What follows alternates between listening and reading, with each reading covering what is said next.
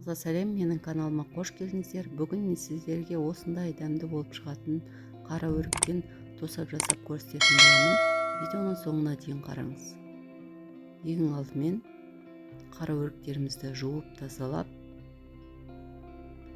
ортасынан бөліп, сүйектерінен ажыратып аламыз.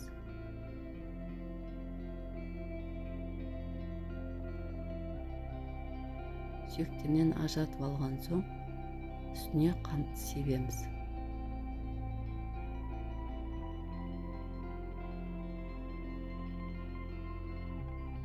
Одан кейін блендердің көмегімен қантты араластырып болған соң 1 сағатқа қойып блендермен езіп алатын боламыз.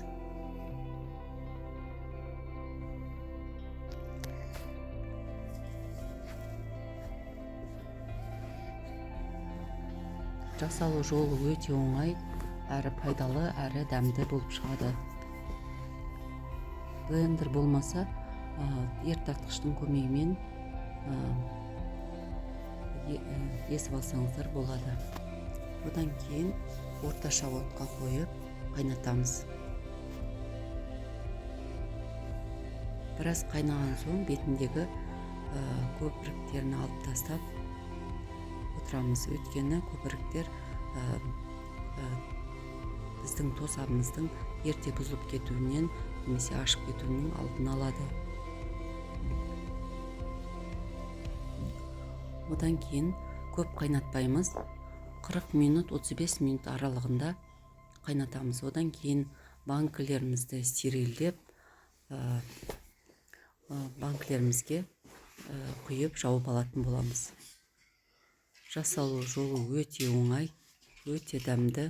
Одан кейін бұл өте қою болады. Қазір ыстық кезінде осындай сұйық болады деп ойламаңыздар.